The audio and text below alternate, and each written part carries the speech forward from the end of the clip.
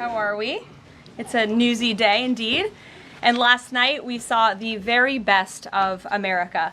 After spending nearly 300 days aboard the International Space Station, Butch Wilmore and Suni Williams are back on Earth. These two incredible astronauts were only supposed to be up there for 8 days, but because of the Biden administration's lack of urgency, they ended up spending 9 months in space.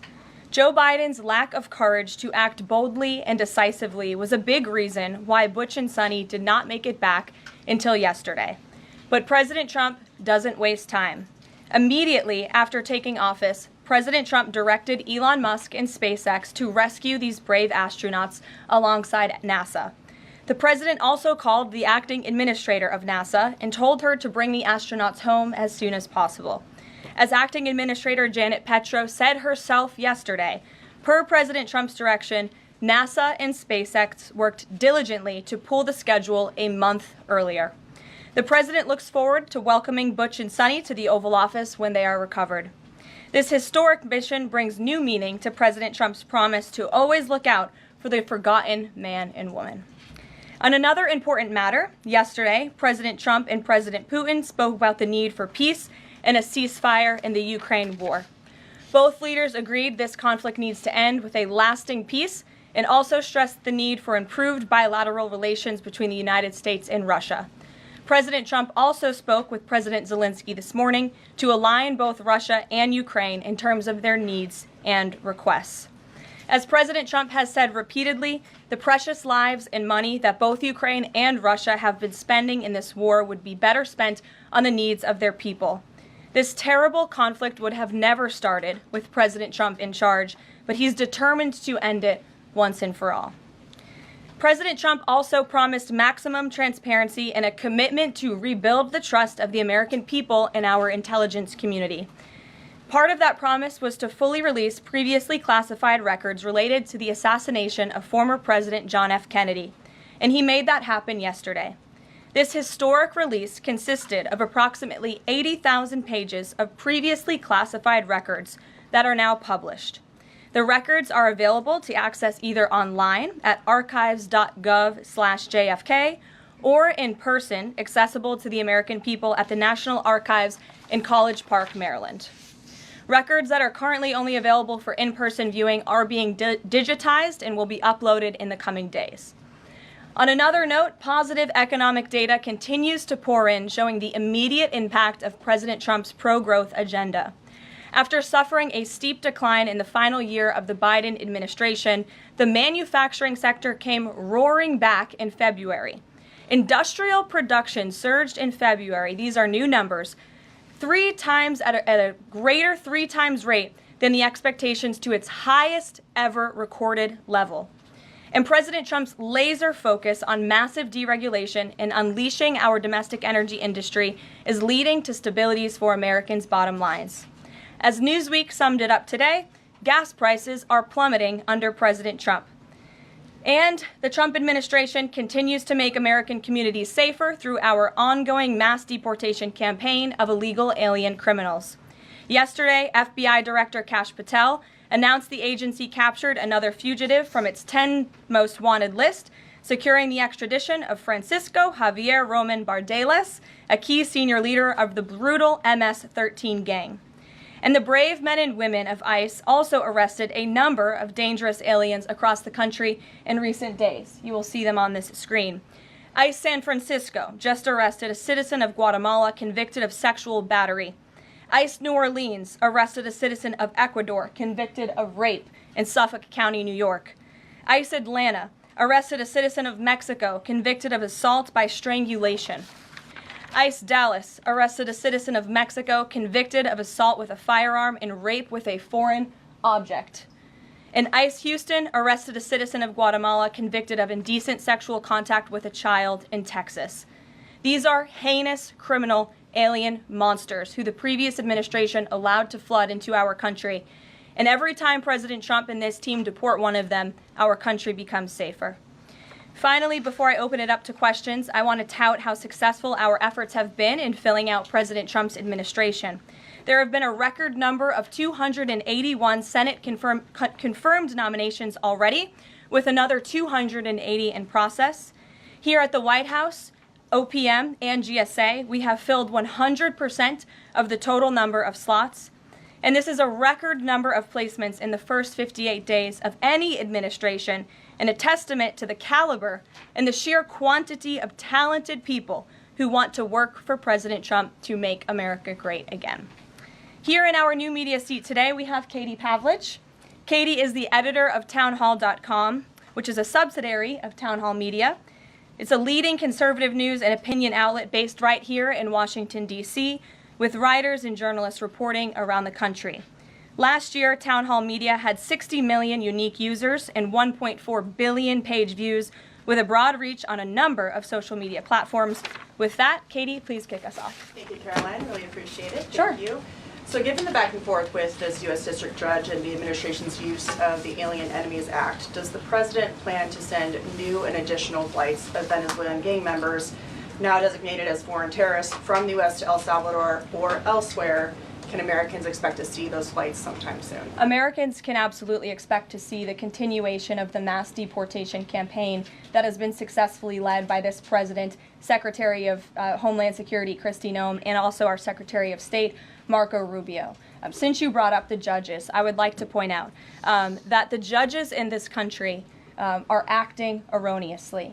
We have judges who are acting as partisan activists from the bench. They are trying to dictate policy from the President of the United States. They are trying to clearly slow walk this administration's agenda, and it's unacceptable. As the President said last night, we will continue to comply with these court orders. We will continue to fight these battles in courts, but it's incredibly apparent that there is a concerted effort by the far left to judge shop, to pick judges who are clearly acting as partisan activists from the bench in an attempt to derail this president's agenda. We will not allow that to happen. And not only are they usurping the will of the president and the chief executive of our country, but they are undermining the will of the American public, tens of millions of Americans who duly elected this president to implement the policies that are coming out of this White House. And then one more question. Senate Minority Leader Chuck Schumer said yesterday that he was united with Democrats in working against Americans who, quote, their attitude is, I made my money all by myself, how dare your government take my money from me?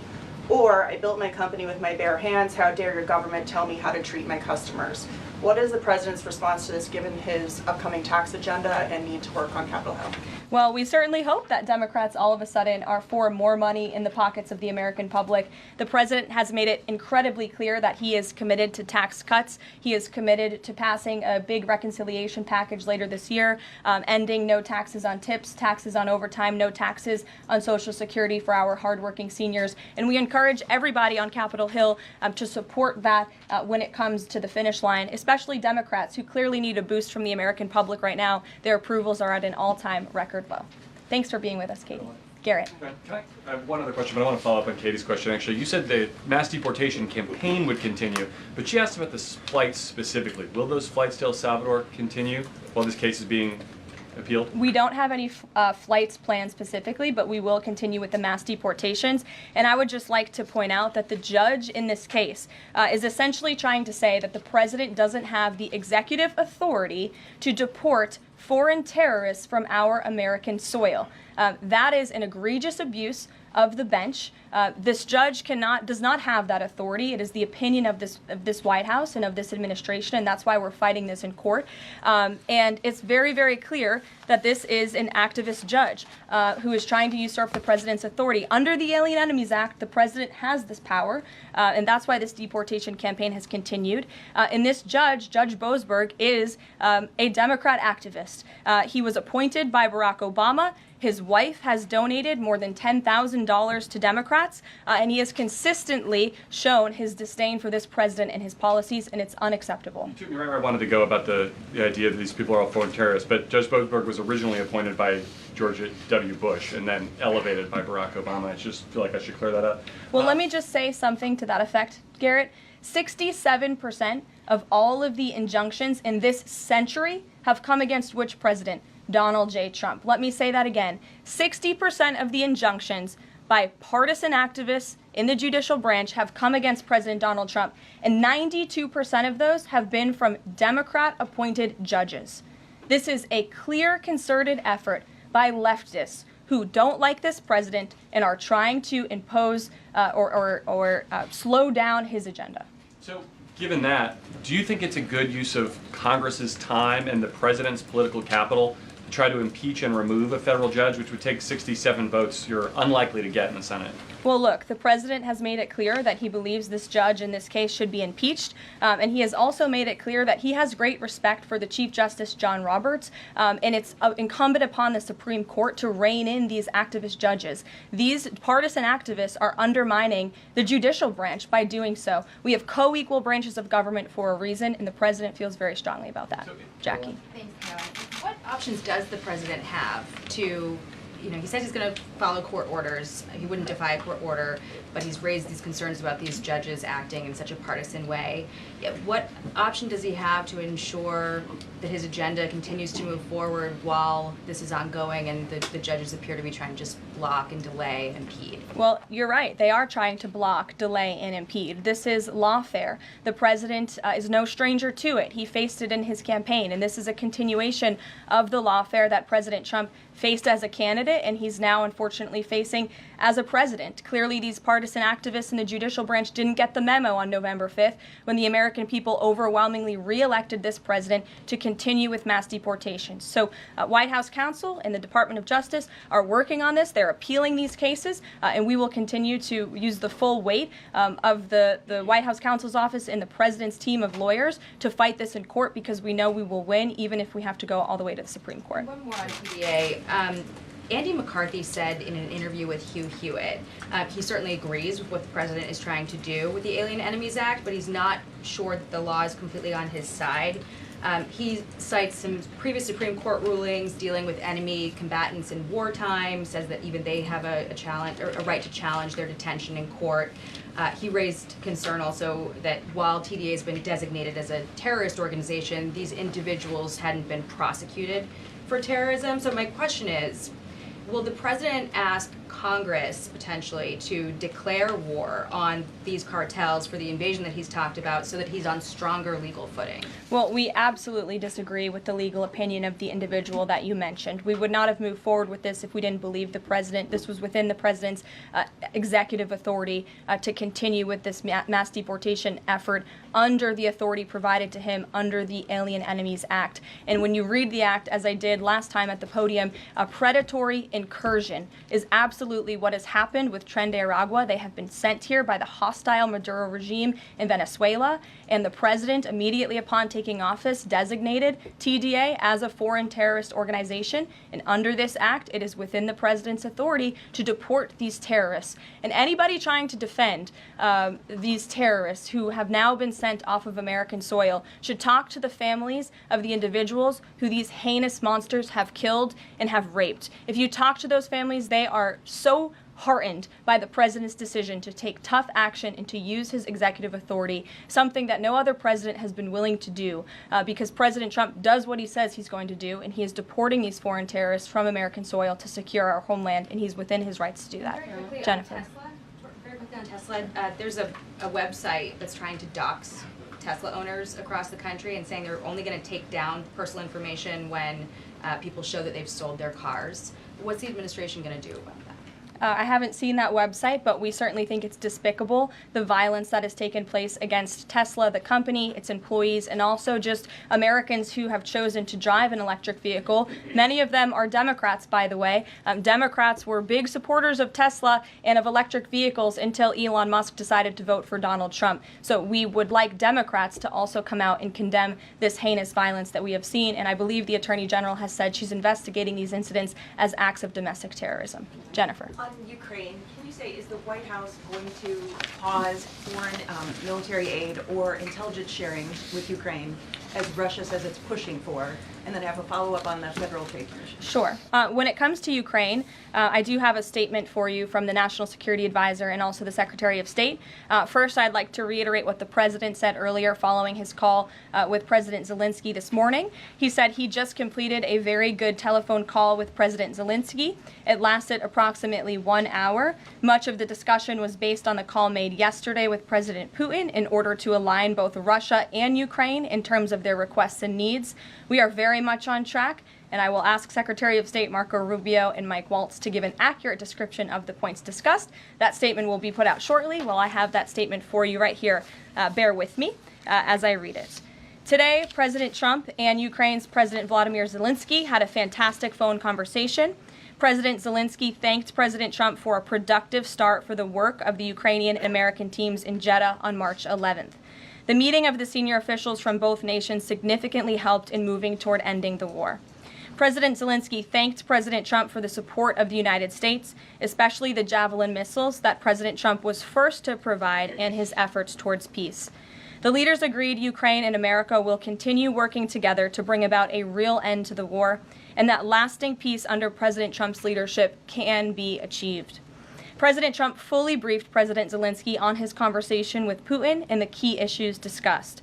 They reviewed the situation in Kursk and agreed to share information closely between their defense staffs as the battlefield situation evolved. President Zelensky asked for additional air defense systems to protect his civilians, particularly Patriot missile systems, and President Trump agreed to work with him to find what was available, particularly in Europe. The two leaders also agreed on a partial ceasefire against energy. Technical teams will meet in Saudi Arabia in the coming days to discuss broadening the ceasefire to the Black Sea on the way to a full ceasefire. They agreed this could be the first step toward the full end of the war and ensuring security. President Zelensky was grateful for the president's leadership in this effort and reiterated his willingness to adopt a full ceasefire. President Trump also discussed Ukraine's electrical supply and nuclear power plants. He said that the United States could be very helpful in running those plants with its electricity and utility expertise. American ownership of those plants would be the best protection for that infrastructure and support for Ukrainian energy infrastructure. President Zelensky also thanked President Trump for continuing to push humanitarian concerns, including the exchange of prisoners of war. He noted they had just had a successful exchange and thanked the president for his leadership on that. President Trump also asked President Zelensky about the children who had gone missing from Ukraine during the war, including the ones that had been abducted, and President Trump promised to work closely with both parties to help make sure those children were returned home. They agreed all parties must continue the effort to make a ceasefire work. The presidents noted the positive work of their advisors and representatives, especially Secretary Rubio, National Security Advisor Mike Waltz, Special Envoy Kellogg, and others.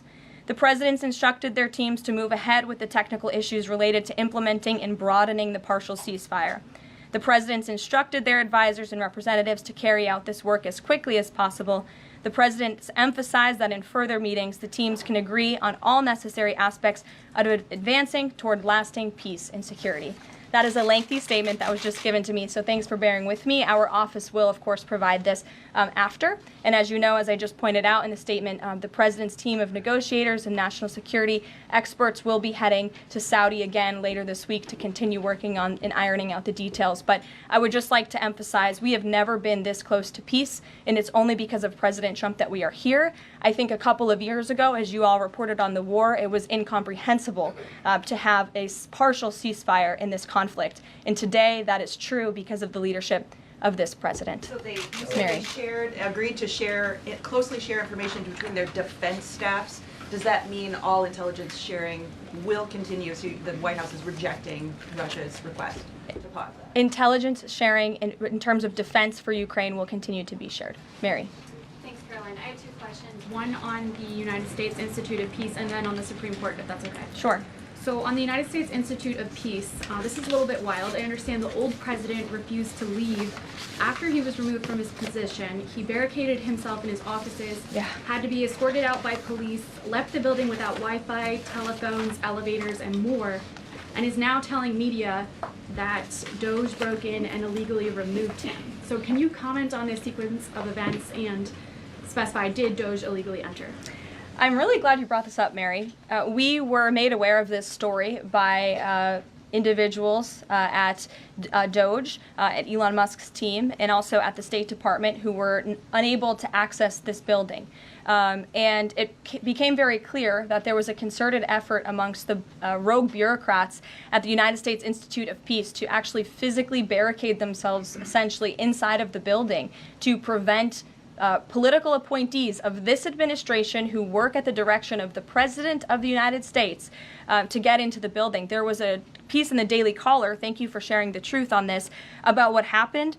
Staff contacted the MPD in an attempt to prevent Doge personnel from entering. They barricaded the doors. They also disabled telephone lines, internet connections, and other IT infrastructure within the building. They distributed flyers internally, encouraging each other to basically prevent these individuals from accessing the building. I use this to say this is what Doge and this administration is facing. It's a resistance from bureaucrats who don't want to see change in this city. President Trump was elected on an overwhelming mandate to seek change and implement change, and this is unacceptable behavior. Thank you. And just really quick on the Supreme Court, I know it's been almost 3 years now since the leak of the draft Dobbs opinion to Politico, actually. A leak which sparked protesting outside the homes of the justices and even brought on one attempted assassination attempt. I know Justice Alito said that it made the justices targets for assassination, but yet the Supreme Court has not tracked down any leaker. Does the White House have interest in finding out who that leaker was, and can you comment on that at all? I know generally speaking the president has an interest in finding leakers and he believes it's unacceptable, and it's the position of this administration. You've seen the Secretary of Homeland Security has taken tough action at her agency. Leaking is unacceptable to this president and to the leaders across the board in this cabinet, especially when it puts people in harm's way. Sure. Thank you, Caroline. A mom whose daughter was forced to change in a locker room with a biological male at school files a complaint with the DOJ. How will the Trump DOJ deal with violations of President Trump's orders protecting women and girls like this?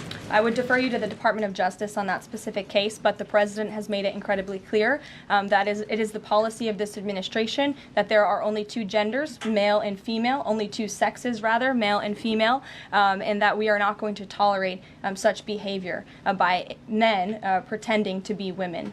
The president will continue to strongly stand for the rights of women and girls, not just in sports and on athletic fields, but also in private spaces like locker rooms and bathrooms. Sure. Go ahead. Thank you. On the FTC, two quick questions. Can you explain the president's thinking in his decision to fire the two Democratic commissioners, especially given that Mark Meadow is on track to be confirmed next week and there would be a Republican majority? My biggest question is why now? Sure. Because the time was right to let these people go, and the president absolutely has the authority to do it. And they were given ample notice in a letter that I believe your outlet reported on. So it pretty much explains exactly why this administration chose to let those individuals go. Is the ultimate goal to get this to the Supreme Court to try to overturn the 1935 precedent? The goal was to let these individuals go. If we have to fight it all the way to the Supreme Court, we certainly will. Rachel. Back to those deportation flights to El Salvador, can the administration provide any more details on how authorities determined that each of those men were in fact members of a gang? And if the White House can publish images, photos, videos of those men, why can't the administration just release basic information like their identities and names? We are not going to reveal operational details about a counterterrorism operation, but what I can assure you, as I said on Monday, we have the highest degree of confidence in our ICE agents and our Customs and Border Patrol agents who have committed their lives to targeting illegal criminals in our country, particularly foreign terrorists, and they had great evidence and indication. They have the highest degree of professionalism, and they were 100% confident in the individuals that were sent home on these flights and in the president's executive authority to do that. To follow up, I know in the last briefing you cited privacy concerns as a reason why the administration may not be able to reveal the identities. What exactly are the privacy rights of immigrants who were deported that the administration says were dangerous enough to be sent to El Salvador and sit in a prison? Again, as I just said, we're not going to reveal the operational details of a counterterrorism operation for quite obvious reasons. We're trying to combat terrorism here in the United States of America. Jeff. wanted to ask something else about the phone call yesterday. There was a couple different readouts from the Kremlin and the U.S. on a couple different points. One was energy and infrastructure. The U.S. statement said energy and infrastructure. The Kremlin said energy infrastructure. What is your understanding of what the actual substance of that disagreement was? Then I have one other question on that. I would defer you to the readout that was provided by the White House. That's our understanding, and that's the truth. And if I could ask a question about the judge as well. How does a president define a bad judge? Is it just someone who disagrees with him? And is that a dangerous precedent in this case, because this is a temporary ruling from Judge Boasberg that he could ultimately rule in your favor? Is he setting up a standard here for calling for the impeachment of a judge who may ultimately rule on your side? No, it has nothing to do with disagreeing with the president on policy. It's with disagreeing with the Constitution and the law. And it's trying to usurp the authority of the executive branch of this country. It's having baseless reasoning for these injunctions. And it's a clear effort by these judges to slow roll this president's agenda. And if you just look at the injunctions that this president has faced, deporting foreign terrorists from our homeland, hiring and firing of executive branch employees, which when the president is the executive of the executive branch. You also see an injunction by a partisan activist judge when it comes to the Secretary of Defense trying to determine the readiness of our troops and the qualifications of our troops in our armed forces. Does a single district court judge really have more authority over the Commander-in-Chief and the Secretary of Defense to determine who should serve in our United States Armed Forces?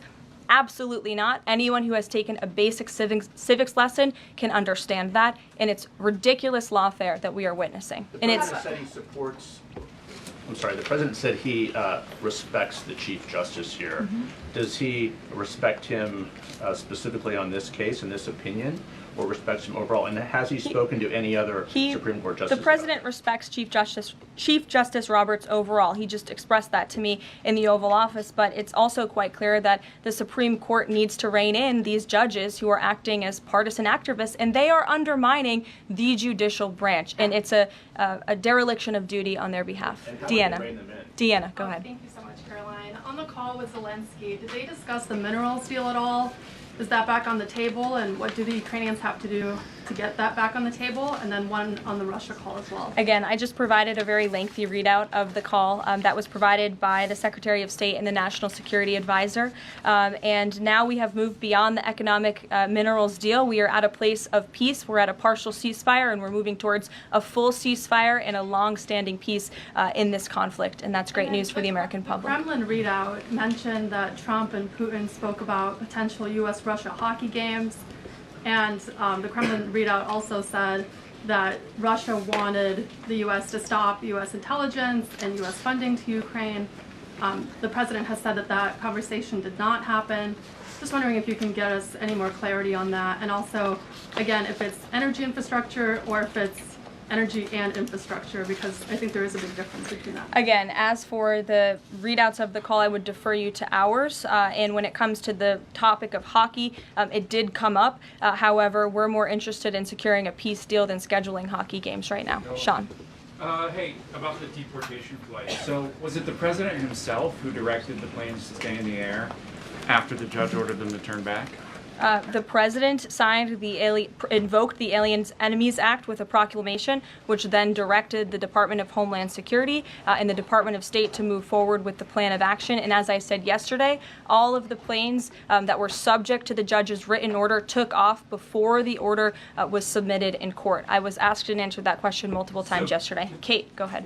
Is the president still considering pressuring Russia with sanctions or tariffs to try to get a full ceasefire? And is there any kind of deadline or timeline that the White House has in mind for when that pressure might ramp up? Again, the president had a nearly 2-hour-long call with President Putin yesterday. We provided a readout of that call, and we have his negotiating team heading to the Middle East this week to continue these discussions in regards to sanctions and any other details. I'm not going to give a readout of those from this podium. And on TikTok, is Oracle the leading contender for a deal? And would the U.S. back a deal that keeps TikTok's algorithm and the underlying technology still in Chinese hands? As President Trump does so well, we don't get ahead of ourselves. ourselves when we are in the midst of the art of the deal. So when the president and this team are ready to announce a deal on TikTok, which is a high priority for the president, we will make that known. I've seen that reporting, but I'm not going to comment on it just yet. Sure, go ahead. Thank you, Press Secretary Leavitt. Some prominent Trump supporters have been making the case that Derek Chauvin deserves a pardon. They argue that he did not receive a fair trial. Joe Biden and other Democrats actually implied that he was guilty while the trial was going on. BLM rioters had these jurors under immense threat and pressure. Mainstream media, frankly, many news outlets here today are complicit here. They chose to ignore the autopsy report. They chose to ignore the full body camera footage. They decided to slander Derek Chauvin as a racist cop instead. Does the administration believe Derek Chauvin received a fair trial, and will they consider a pardon moving forward? The president has been asked and answered this question. He said it's not something he's considering at this time. Philip. Thank you. Two questions. First, just a follow-up on the readouts from those calls. When it comes to the discrepancies between the U.S. and Russian readout of that call between President Trump and Putin, is it the president's assessment that something is getting lost in translation, or does he believe that the Russians are trying to play games here? Nope. The president believes in his team that put the readout out, and he also put his own out on Truth Social. We've been incredibly transparent about all of the president's calls with foreign leaders, and again, I would defer you to the readout. And then following up Michael. on... Thank you, Karoline. White House said yesterday that gas prices across the U.S. have fallen for the fourth straight week. 34 states now seeing gas under $3 a gallon. This limited ceasefire with Ukraine regarding oil refineries, energy, will that affect gas prices here in the U.S.? Well, it's certainly the president's hope that gas prices will continue to fall, and he's working every single day to ensure that we do. As you just mentioned, there's been very encouraging data. Inflation is cooling and gas prices are falling. The president has established a National Energy Dominance Council, and it's ultimately the president's goal, and this administration is working hard on it every single day, to increase our energy production right here in the United States of America, to have a Trump energy boom like we saw in our first term, which will not only lead to lower fuel prices here at home, but also lessen the rate of inflation that was created by the previous administration. And one more on Tesla, Caroline. Tim Walz, Governor Walz, saying last night he frequently checks Tesla stock, in doing so to, quote, give me a little boost during the day. How should Americans view politicians who take pride in the downfall of an American car company? I think that's quite sad, but I think Governor Walz unfortunately is living a sad existence after his devastating defeat on November 5th. Reagan, go ahead. Thank you, Caroline. Across the country, Tesla cars are being lit on fire, dealerships are being shot up, Molotov cocktails are being used. There was a website posted yesterday that shared the addresses of private Tesla owners and reportedly had Kash Patel's information on it. AG Bondi has called this acts of domestic terrorism. Does the White House have any indication that this is some sort of coordinated movement or that it's being funded by some outside group? And do you know if the investigation by the DOJ is being investigated as incidents of organized terror? I believe the Attorney General has made her comments clear on that. She is investigating these events as acts of domestic terrorism, and we fully condemn them. And as I said earlier to Jackie's question, we think it's despicable what is happening to not just this American company, but also their innocent employees. And again, innocent Americans who drive these vehicles. And we condemn it wholeheartedly. Sure. More than 24,000 workers in 18 agencies are in the process of being reinstated. What is your message to these workers, and can you assure them they won't be fired again as the administration directs agencies to do more layoffs? Well, the administration is complying with the court's order. Again, as I have spoken about repeatedly, we think it's despicable that we have judges acting as judicial activists, partisan activists, trying to dictate who the president of the United States, the executive of the executive branch, can hire and fire. We have never seen anything like this. We are fighting this in court, and we will continue to fight it all the way to the Supreme Court if we have to. And as for federal employees, it's been the very common sense position of this president and the administration that bureaucrats here in Washington, D.C. need to show up to the office just like the rest of America. Middle-class Americans, from doctors to business owners to teachers to law enforcement officers, have to show up to their offices every single day. And the president has made it a clear priority that people in this city have to do the same. And we are also continue to be committed to reducing the scale of our workforce and to reducing the size of our federal bureaucracy here in Washington, D.C. to save taxpayers' money. Annie, go ahead. Thanks so much. In the statement that you read, you referenced the president's interest in helping return Ukrainian children to their parents and to their families. There's an organization that provides intel and information about those children that their aid has been cut. It's a Yale University program that used foreign aid. And I'm curious if, as part of this new thinking with Ukraine, that aid might be unfrozen. I have no updates about that or that specific program at this time. Karen. Thanks, Caroline. Just to follow up on your answer to the question on the minerals deal, you said that the White House has moved beyond the minerals deal. What does that mean? Is that no longer on the table? Nope. It means the minerals deal was that first set of framework that you all saw in that very public meeting with President Zelensky and President Trump in the Oval Office. We are now focused on a long-term peace agreement. As you know, on that deal, or that meeting between President Zelensky and President Trump, the Ukrainian president at the time wasn't talking about a greater peace deal. We are now at that place where we are talking about that. So we've moved beyond just the economic minerals deal framework, and we're looking at a lasting ceasefire. Right now we're at a partial ceasefire, but again, the president is sending his highly skilled, intelligent, and experienced team to Saudi Arabia later this week to continue fighting for peace in this conflict. And I would just reiterate one more time, we have never been closer to peace than we are today. Thank you very much, everybody. We'll see you later. Caroline, you Israel Gaza question?